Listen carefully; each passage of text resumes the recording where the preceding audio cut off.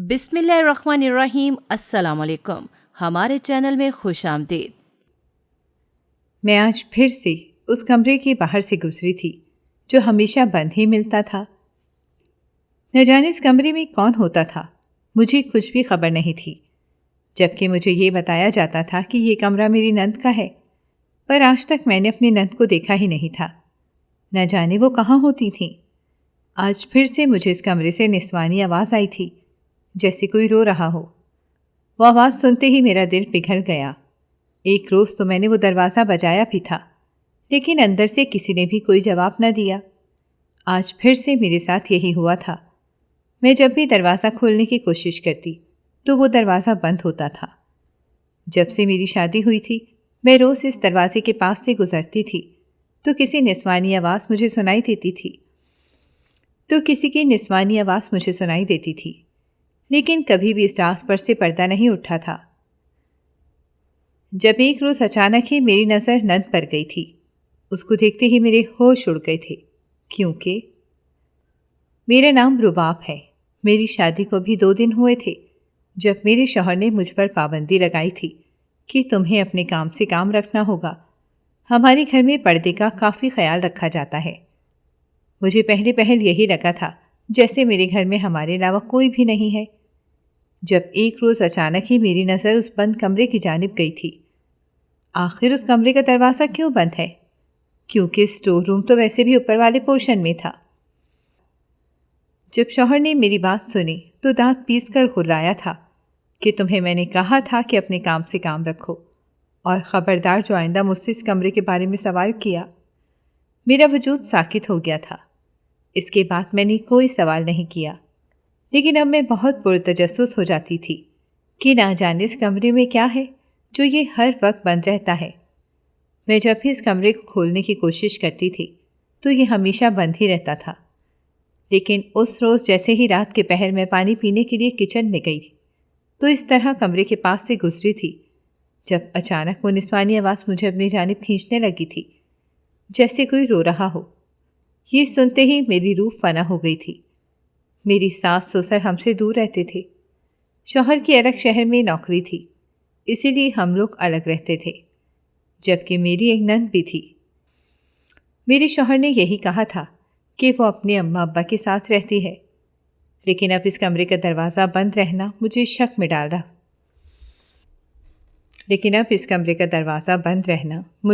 ڈال چکا تھا۔ اس روز اچانک ہی اس کمرے سے مجھے چیخنے کی آوازیں آنے لگیں۔ یہ آوازیں سنتے ہی میں تڑپ گئی تھی۔ میرا شوہر مجھے دیکھ کر نظریں چرا رہا تھا، جیسے اس کی چوری پکڑی گئی ہو۔ پھر کہنے لگا کہ مجھے معاف کر دو، میں نے تمہیں ایک راز نہیں بتایا۔ بات یہ ہے کہ میری ایک بہن ہے، وہ اسی روم میں رہتی ہے، اس کی طبیعت خراب ہے، اسی لیے مجھے اس کو ڈاکٹر کے پاس لے کر جانا ہوگا۔ اپنے شوہر کی بات سن کر تو میں سٹ پٹا گئی تھی۔ مجھے تو ابھی تک یقین نہیں آ رہا تھا کہ وہ مجھ سے اتنا بڑا راز چھپایا گیا ہے۔ میں حیران تھی کہ آخر ایسا کیوں کیا گیا۔ میں نے سمجھنے کی بہت کوشش کی، مجھے سمجھ نہ لگی۔ شوہر میری نند کو لے کر ہسپتال چلا گیا۔ آدھی رات تک میں اس کا انتظار کرتی رہی۔ کب میری آنکھ لگی مجھے پتہ ہی نہ چلا، کیونکہ جیسے ہی صبح سویرے میری آنکھ کھلی تو اس کمرے کا دروازہ پھر سے بند ہو چکا تھا۔ میں نے شوہر سے کہا کہ تم نے نند کو کمرے میں بند کیوں رکھا ہوا ہے؟ آخر ماجرا کیا ہے؟ جب شوہر کہنے لگا کہ خبردار، جو تم نے اس کے بارے میں کوئی بھی بات کی، اس کا نام بھی اس گھر میں مت لینا، کسی کو بھی نہیں پتا کہ نند اس کمرے میں رہتی ہے۔ مجھے تو بہت زیادہ تجسس ہو رہا تھا۔ میں اس واقعے کی تفتیش کرنا چاہتی تھی کہ آخر ایسا کیا ہے، لیکن میرے شوہر نے اتنا ہی کہا تھا کہ نند کی طبیعت بہت خراب رہتی ہے، اسی لیے وہ روم میں ہی رہتی ہیں، وہ باہر نکلنے کی عادی نہیں ہے، اسے باہر کا ماحول پسند نہیں ہے، اس کا باہر آ کر دم گھٹتا ہے۔ تبھی مجھے لگا جیسے شاید اس کی ذہنی حالت ٹھیک نہیں ہے۔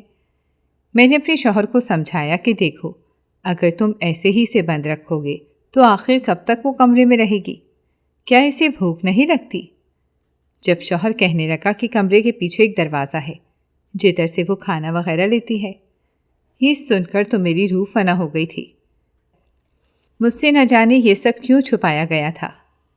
کچھ دنوں بعد پھر سے میری نند کی چیخیں سنائی دیں، لیکن اس وقت میرے شوہر اپنی جاب کے سلسلے میں دوسرے شہر گئے تھے۔ میں نے جلدی سے اپنے شوہر کو فون لگایا اور اسے بتا دیا کہ نند کی طبیعت پھر سے خراب ہوئی ہے۔ شوہر تو پریشان ہو گیا تھا، گھبرا کر کہنے لگا کہ دیکھو، تم میری بہن کے پاس چلی جاؤ اور پلیز اس سے ایسے ویسے کوئی سوال مت کرنا، بس اسے ہسپتال لے جاؤ۔ میں نے ایسا ہی کیا۔ میں نے جلدی سے اس کا دروازہ بجایا اور اس سے کہا کہ دیکھو، میں تمہاری بھابھی ہوں، میں تمہارے ساتھ ہسپتال جاؤں گی۔ اس نے کچھ دیر بعد دروازہ کھول لیا تھا تو چادر سے خود کو ڈھانپ کر رکھا ہوا تھا۔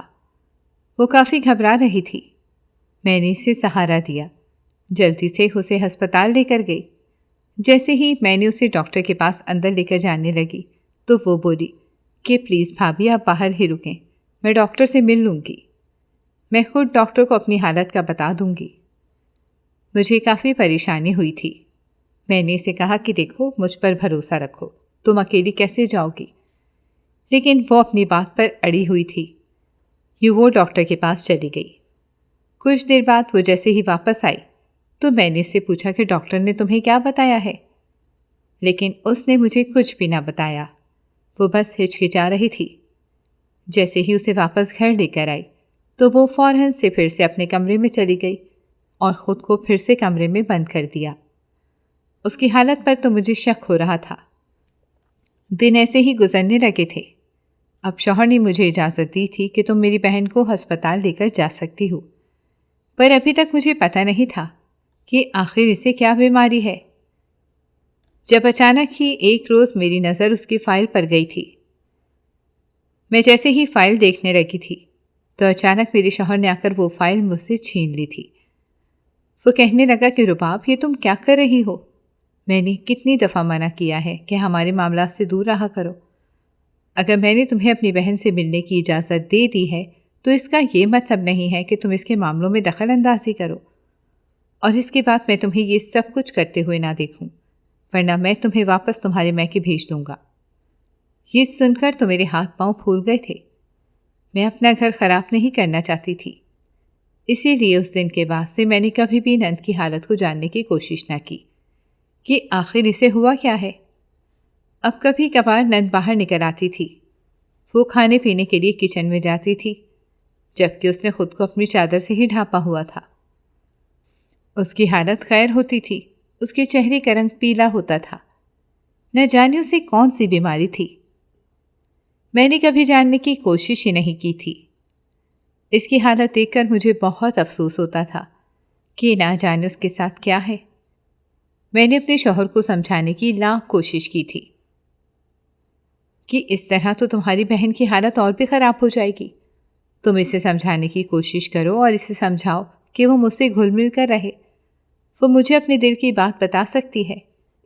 اگر اسے کوئی زنانہ مسئلہ ہے تو میں اس کی مدد کر سکتی ہوں۔ پر شوہر تو اپنی بات پر اڑا ہوا تھا اور بس اس کی ایک ہی رٹ ہوتی تھی کہ تم اس سب میں نہ پڑو۔ ایک روز اچانک ہی نند کی حالت خراب ہو گئی تھی۔ اس کی چیخیں پورے گھر میں گونج رہی تھیں، لیکن اگلے ہی پل میرا شوہر میرے پاس آیا۔ اس کا چہرہ پسینے سے تر تھا، ہکلا کر بولا کہ تم اپنے میکے چلی جاؤ۔ اس کی بات پر میں چونک گئی تھی کہ بھلا میں اس حالت میں اپنی نند کو چھوڑ کر میکے کیسے جا سکتی ہوں، لیکن شوہر مجھے میرے میکے چھوڑایا تھا۔ اب میں وہاں چلی گئی تھی۔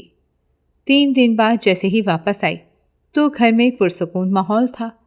شوہر بھی بالکل ٹھیک تھا، ایسا لگ رہا تھا جیسے کچھ ہوا ہی نہ ہو۔ وہ بہت زیادہ خوش تھا۔ اب میری نند میرے ساتھ گھل مل کر رہتی تھی، جیسے وہ بالکل ٹھیک ہو گئی ہو۔ وہ چادر بھی اب وہ اپنے اوپر نہیں کرتی تھی، بلکہ اب وہ عام سے حلیے میں ہی رہتی تھی۔ مجھے اس کی یہ حالت دیکھ کر خوشی ہوئی تھی کہ اب وہ بالکل ٹھیک ہو گئی ہے۔ اس کے کمرے کا دروازہ بھی کھلا رہتا تھا۔ جب ایک روز میری نند کسی کام سے باہر گئی ہوئی تھی، میرے شوہر بھی آفس تھے، میں گھر میں اکیلی تھی جب گھر کا دروازہ بجا تھا۔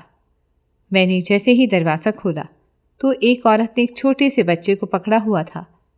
میں نے جیسے ہی دیکھا تو چونک گئی۔ وہ عورت کہنے لگی، یہ بچہ اسی گھر کا ہے، میں یہ بچہ واپس کرنے آئی ہوں۔ یہ سن کر تو میرے پیروں تلے زمین نکل گئی کہ آخر ایسا کیسے ہو سکتا ہے۔ میں نے اسے کہا کہ نہیں، آپ کو غلط سوچ رہی ہیں، میری تو ابھی کوئی اولاد ہی نہیں ہوئی، اس طرح ہمارے گھر میں بچہ کیسے آ سکتا ہے۔ میں نے جلدی سے دروازہ بند کر دیا۔ میں نے سوچ دیا تھا کہ جیسے ہی میرے شوہر آئیں گے میں نے ساری بات انہیں بتاؤں گی۔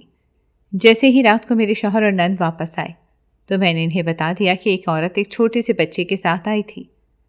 میری نند کے تو چہرے کا رنگ اڑ گیا تھا، جبکہ شوہر بھی بہت زیادہ گھبرا رہا تھا۔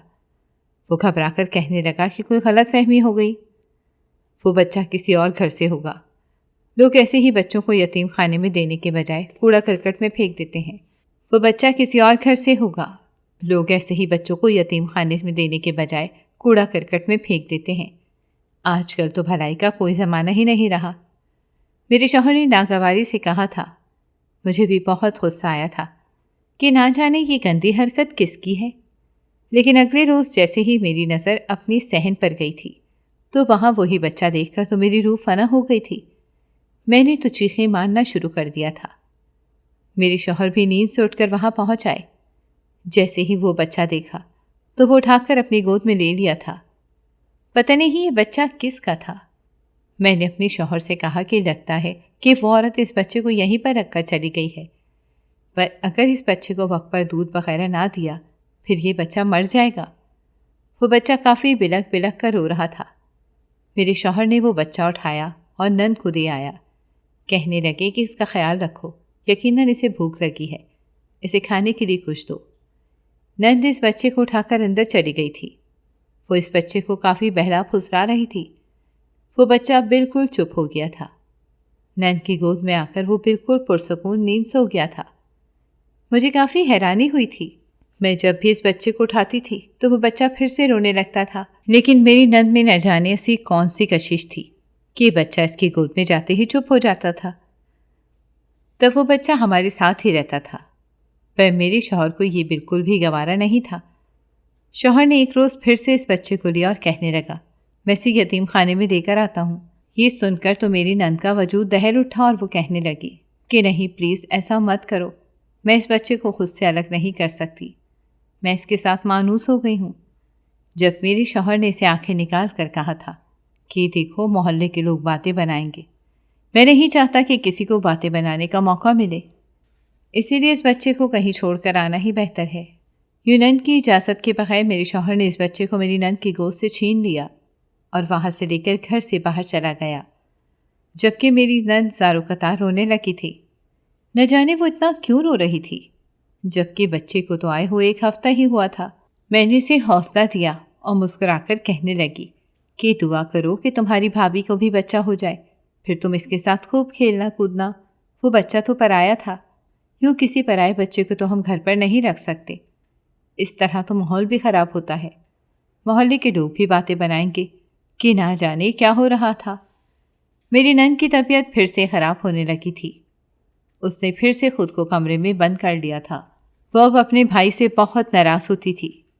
میں نے اپنے شوہر کو بہت سمجھایا تھا کہ اس طرح اپنی بہن سے ناراضگی اختیار کرنا اچھی بات نہیں ہے، اسے حوصلہ دو۔ جب میرے شوہر نے اپنی بہن کو کافی سمجھایا تھا کہ دیکھو اب تم سمجھ جاؤ، بچوں والی ضد کرنا بند کرو، لیکن میری نند اب روز ہی گھر سے باہر چلی جاتی تھی۔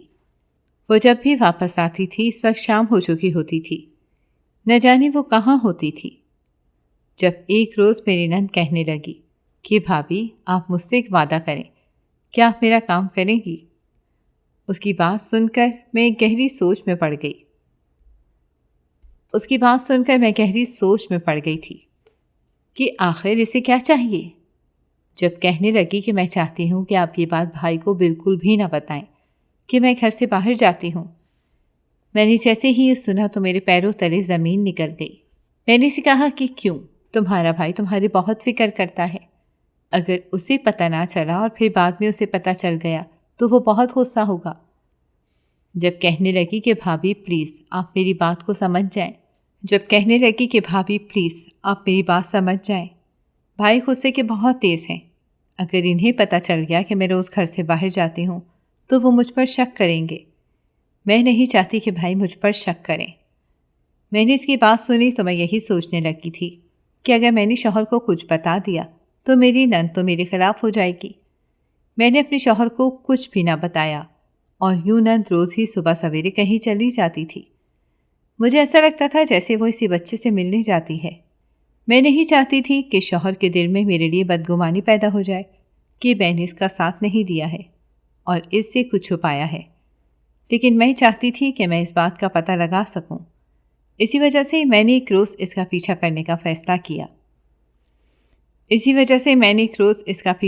فیصلہ کیا تھا۔ جب وہ صبح سویرے کہیں جا رہی تھی تو میں نے بھی رکشہ کیا اور اس کے پیچھے پیچھے جانے لگی تھی۔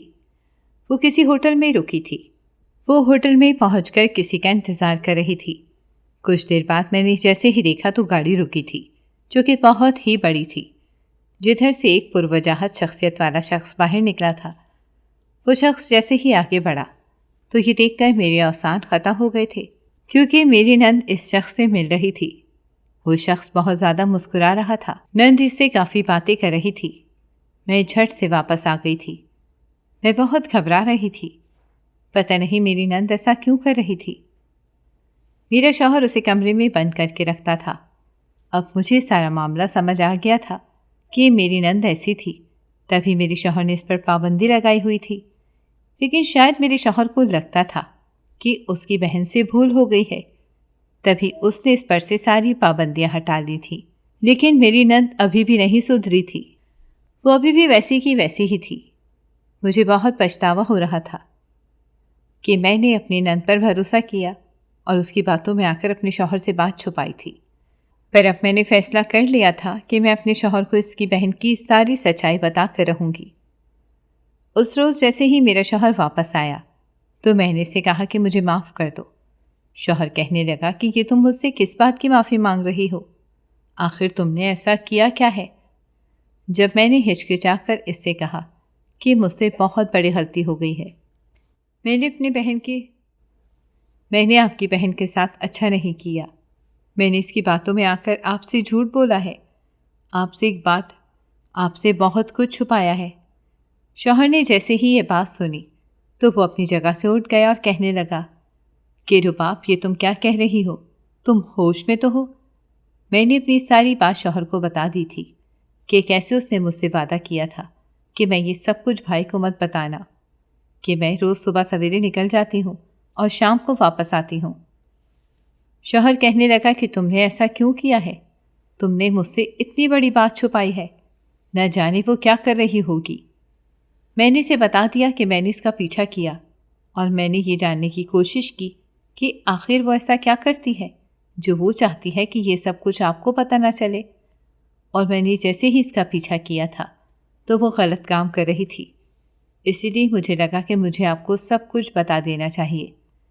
میرے شوہر نے جیسے ہی یہ بات سنی تو ضبط سے اپنی آنکھیں بھینچ لی تھیں، جبکہ مجھ سے کہنے لگے کہ وہ ابھی بھی باز نہیں آئی ہے۔ میں نے اسے بہت سمجھایا، لیکن اس نے وہی کیا جو اس کا دل کرتا ہے۔ اس نے کبھی بھی ٹھنڈے دماغ سے فیصلہ نہیں کیا۔ وہ پہلے ہی بہت پچھتائی تھی، اب وہ پھر سے پچھتائے گی۔ وہ سمجھتی کیوں نہیں ہے کہ پہلے بھی اس نے اتنی بڑی ٹھوکر کھائی ہے۔ میں نے جیسے ہی اپنے شوہر کی باتیں سنی تو چونک گئی تھی کہ آخر ایسا کیا ہوا ہے جو میری نند کو اتنی بڑی سزا ملی ہے، لیکن ابھی بھی اس شخص کے پاس گئی ہے۔ جب میرے شوہر نے مجھے بتایا کہ میری بہن سب کی لاڈلی تھی، اس کی ہر خواہش پوری کی گئی تھی، اس کو اچھی یونیورسٹی میں پڑھایا گیا تھا، اس کے لاڈ اور نخرے اٹھائے گئے تھے، میرے ابا اس بات کے سخت خلاف تھے، لیکن میں تھا جو اس کی ہر خواہش پوری کرتا تھا۔ لیکن شاید میں نے اسے لاڈ پیار دے کر بگاڑ دیا تھا، اور یہ اسی لاڈ پیار کا کیا کرایا تھا کہ اسے ایک لڑکے سے پیار ہو گیا تھا۔ پر میرے ابا نے فوراً انکار کر دیا تھا کہ ہم شادی خاندان سے باہر نہیں کر سکتے، اسی لیے میں نے اپنی بہن کا رشتہ اپنے کزن سے کر دیا تھا۔ لیکن میری بہن کو یہ بالکل بھی منظور نہیں تھا کہ اس کی شادی اس کے کزن کے ساتھ ہو، کیونکہ وہ تو اسی ارشاد نامی لڑکے سے محبت کرتی تھی جو تمہیں اس روز میری بہن کے ساتھ دکھائی دیا تھا۔ ہاں، یہ وہی لڑکا ہے جس سے میری بہن محبت کرتی ہے۔ میں نے فوراً اپنی بہن کی منگنی اپنے کزن سے کرنی تھی تاکہ میری بہن کے ذہن سے وہ ارشاد نکل جائے، لیکن شاید ایسا ممکن نہیں تھا کیونکہ اب میری بہن آئے روز اسی لڑکے کو یاد کرتی رہتی تھی۔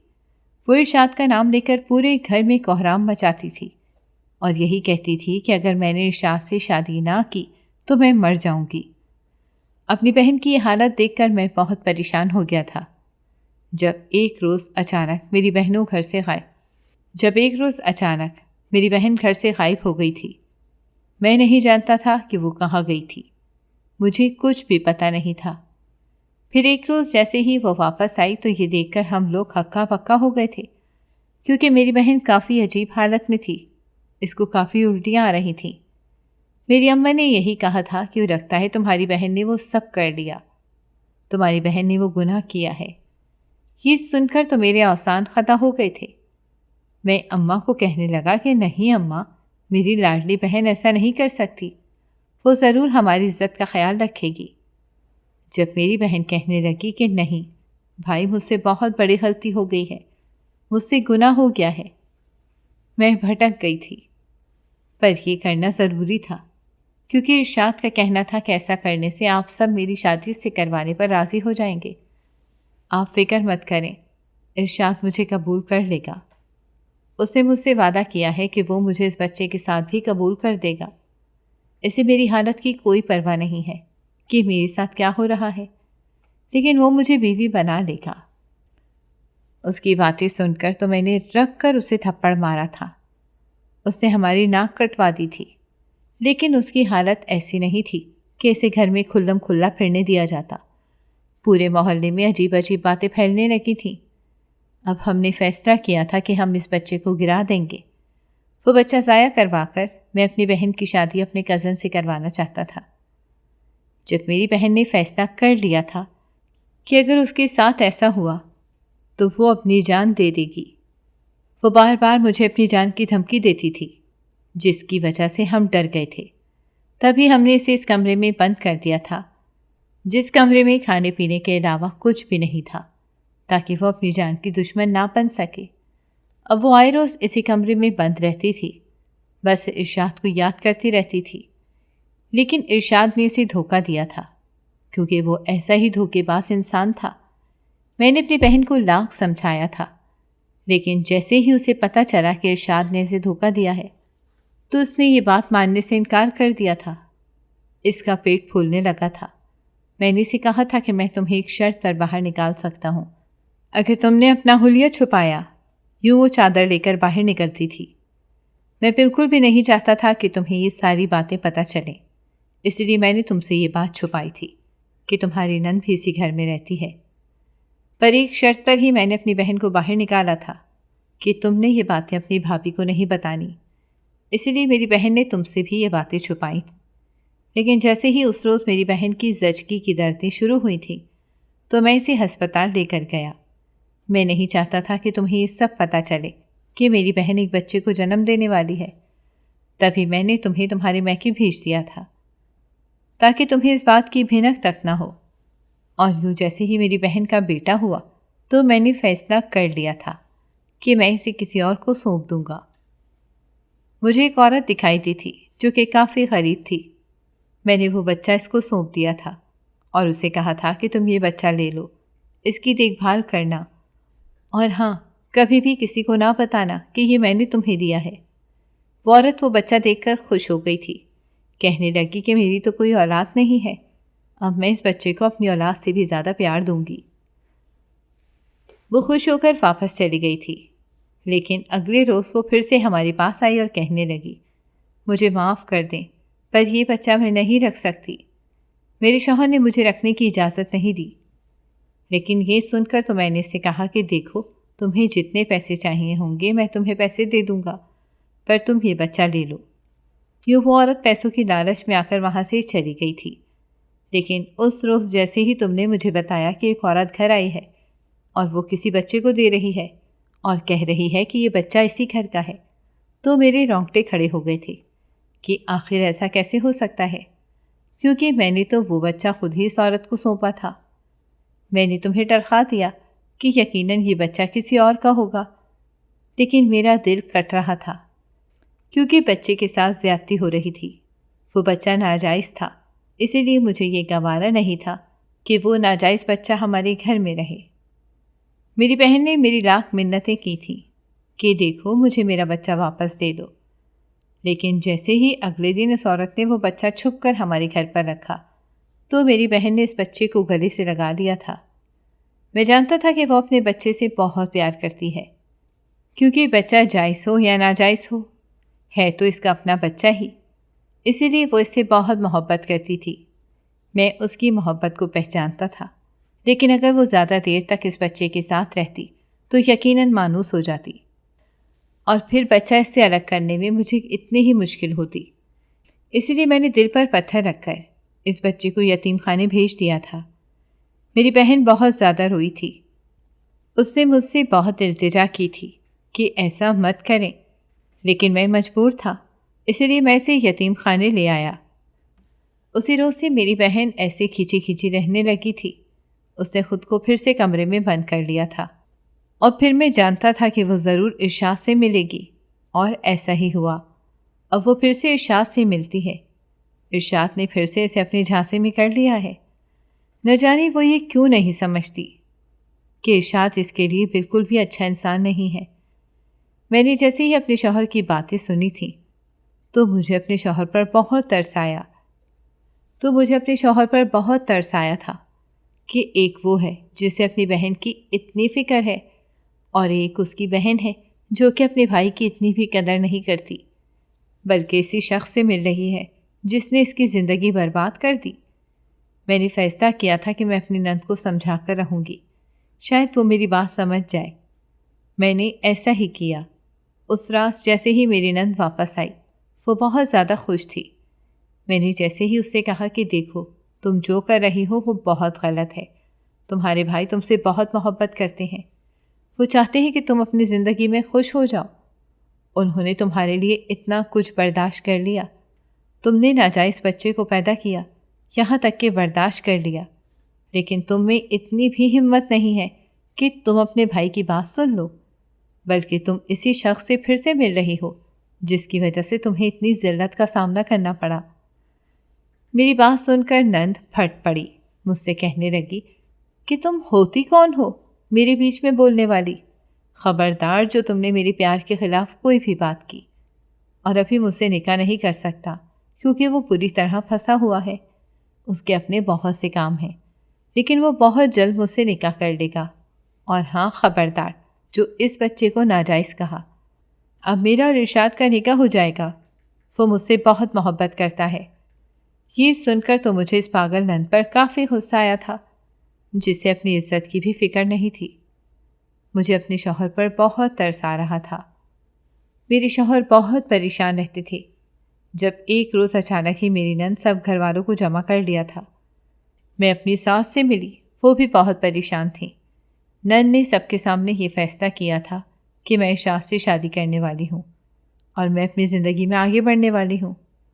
ہم دونوں ہی ایک دوسرے سے شادی کر لیں گے، ہمارا بچہ تو پہلے ہی ہے، یوں ہم دونوں خوشی خوشی اپنی زندگی میں رہیں گے۔ شوہر نے اس سے کہا کہ دیکھو تم جو کر رہی ہو وہ ٹھیک نہیں ہے۔ جب شوہر کی بات پر تو نند غصے سے بولی کہ تم یہ سب اسی لیے کہہ رہے ہو نا کہ تمہیں مجھے جائیداد نہ لینی پڑے، شاید تم بھول رہے ہو کہ جتنا تمہارا اس جائیداد پر حق ہے اتنا میرا بھی ہے، تم اسی وجہ سے میری شادی نہیں کرنا چاہتے تاکہ شادی کے بعد جائیداد بٹ نہ جائے اور میرے حصے میں بھی آ جائے گی۔ مجھے یہ ارشاد نے سب کچھ بتایا ہے کہ تمہارے بھائی ہی تمہارے اصل دشمن ہیں، اسی لیے تو تم میری شادی نہیں ہونے دے رہے، لیکن میں اپنا حصہ لے کر رہوں گی۔ یہ باتیں سن کر تو سب گھر والے ہکا بکا ہو گئے تھے۔ کسی نے بھی نہیں سوچا تھا کہ نند ایسی باتیں کرے گی۔ وہ سب کی لاڈلی تھی، وہ تو معصوم باتیں کرتی تھی، ہر کوئی اس کی معصومیت پر فدا ہو جاتا تھا، لیکن اب وہ ایسی باتیں کر رہی تھی۔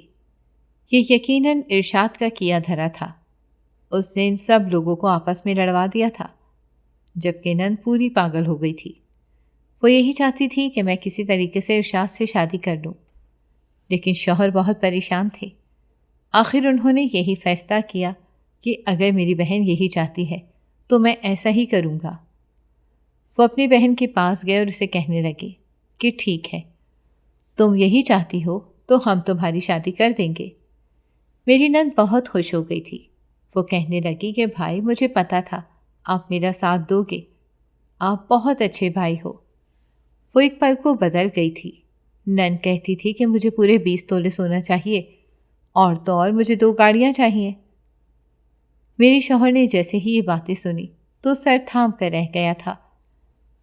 میری شوہر کی تو اتنی بھی کمائی نہیں تھی، اگر وہ اپنی جائیداد بھی بیچ دیتا تو بھی اتنا جہیز نہ لا سکتا تھا۔ اسی لیے اس نے آس پاس کے دوستوں سے قرض لے لیا تھا۔ اس نے پہلی دفعہ دوستوں کے سامنے سر جھکایا تھا۔ وہ صرف اور صرف اپنی بہن کی خاطر یہ سب کر رہا تھا، لیکن وہ بہن تو اپنے بھائی کو کچھ سمجھتی ہی نہیں تھی۔ وہ تب ارشاد کے نام کی مالا ہی جپتی رہتی تھی۔ جب بھی اسے دیکھتے تھے تو وہ بس ارشاد سے باتیں کر رہی ہوتی تھی، جبکہ اب اس نے یتیم خانے سے اپنے بچے کو بھی واپس لے لیا تھا۔ کسی کو بھی اس بچے سے اتنا لگاؤ نہیں تھا، لیکن اس کی ماں تھی، وہ اپنے بچے کو وہی پیار دیتی تھی۔ مجھے لگتا تھا کہ نند کو پھر سے سمجھانا چاہیے، ابھی بھی وقت تھا۔ وہ ہمیشہ کے لیے اپنی زندگی ارشاد کو سونپنے والی تھی۔ میرے شوہر نے اسے یہی شرط رکھی تھی کہ میں ایک شرط پر ہی یہ جہیز تمہیں دوں گا، پہلے وہ تم سے نکاح کرے گا۔ یہ سن کر تو میری نند کہنے لگی کہ کیا آپ کو ارشاد پر یقین نہیں ہے، یا آپ کو اپنی بہن پر یقین نہیں ہے؟ میرے شوہر نے اپنی بہن کو سمجھایا کہ دیکھو، ایسی بات نہیں ہے، آج کل کے زمانے کا تمہیں پتہ نہیں کہ کیا ہوتا ہے، ہر کوئی جہیز دے کر بھاگ جاتا ہے، اسی لیے میں چاہتا ہوں کہ تم پہلے اس سے نکاح کر لو۔ جیسے ہی وہ تمہاری زندگی میں آ جائے گا اور تمہیں اپنی بیوی مان لے گا، اس کے بعد ہی میں تمہیں یہ سب کچھ دوں گا۔ وہ بولی کہ ٹھیک ہے، مجھے کوئی شکوہ نہیں ہے۔ یوں ہمیں بھی تسلی ہو گئی تھی کہ شاید ارشاد اچھا لڑکا ہے، اور وہ سچ میں میری نند سے محبت کرتا ہے اور اس سے شادی کرنا چاہتا ہے۔ میں بھی بہت پرسکون ہو گئی تھی، اور یوں میری نند کی کافی دھوم دھام سے شادی ہوئی تھی۔ یہ ساری نند کی یہ ڈیمانڈ تھی، وہی چاہتی تھی کہ اس کی شادی ایسی ہی ہو۔ لیکن اس شادی میں کسی کو بھی یہ پتہ نہیں تھا کہ میری نند کا تو پہلے سے ہی اس شخص سے بچہ بھی ہے۔ کچھ دنوں بعد میری نند اپنے شوہر کے ساتھ وہاں سے چلی گئی تھی۔ اب میرے شوہر کو ایسا ہی لگتا تھا جیسے ارشاد اسے خوش رکھ رہا ہے۔ میرے شوہر نے اماں ابا سے مشورہ کیا، اور یوں میرے شوہر نے وہ سارا جہیز اپنی بہن کو دے دیا تھا۔ ارشاد نے جیسے ہی وہ جہیز دیکھا، وہ تو بالکل ہی بدل گیا تھا۔ ایک روز اچانک ہی ہمیں پتہ چلا، پھر وہ دوسرے ملک چلا گیا ہے۔ میری نند کی جیسے میرے شوہر کو کال آئی تھی تو وہ زاروں قطار رو رہی تھی۔ وہ یہی کہہ رہی تھی کہ بھائی مجھے آ کر لے جائیں۔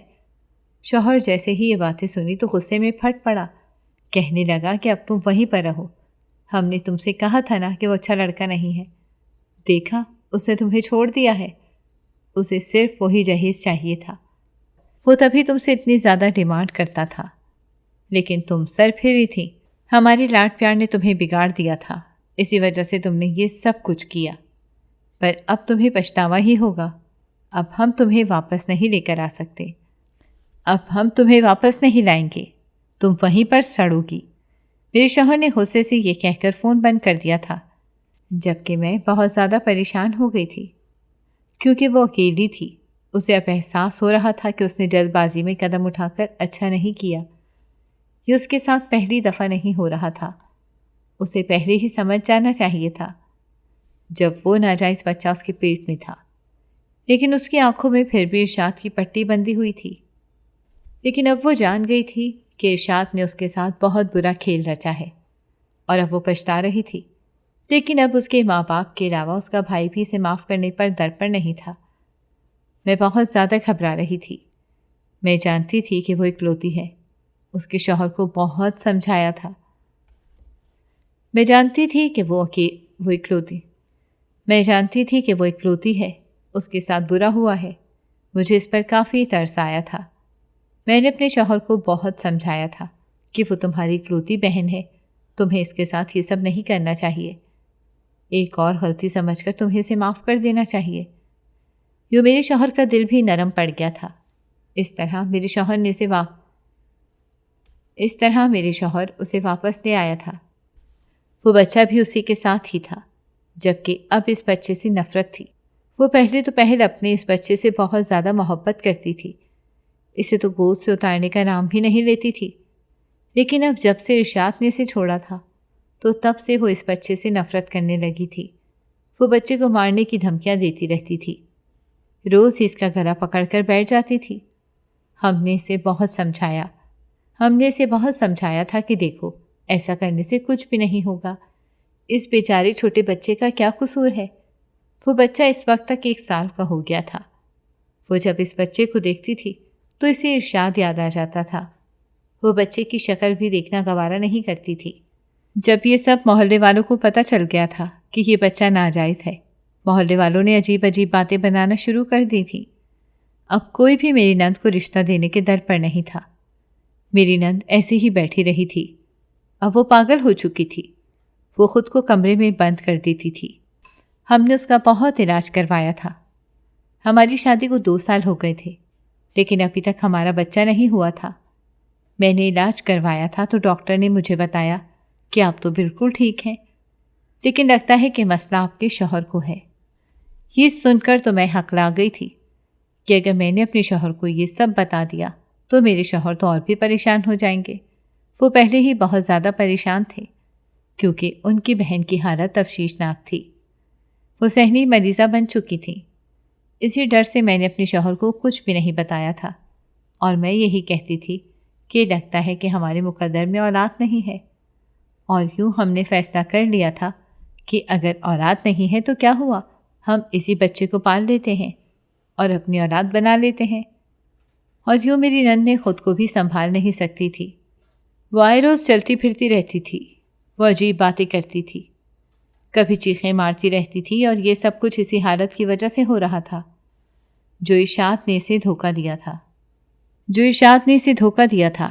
ارشاد خود تو اپنی زندگی میں آگے بڑھ گیا تھا، اسے تو کہیں اور شادی کر بھی لی تھی، وہ باہر جا کر سیٹ ہو گیا تھا۔ اس نے وہ ساری گاڑیاں اور سونا، وہ سارا جہیز بیچ کر باہر جانے کا پلان بنایا تھا، لیکن اس نے یہ سب کچھ میری نند سے چھپایا تھا۔ وہ تو بہت بھولی تھی، اسے کچھ بھی نہیں پتا تھا۔ اسے تو ارشاد کا تب پتہ چلا تھا جب وہ کالج جاتی تھی اور اسے ارشاد کی فرینڈ ریکویسٹ آئی تھی۔ ان دونوں کے بیچ دوستی کا آغاز ہوا تھا۔ ارشاد پہلے سے ہی میرے شوہر کو جانتا تھا،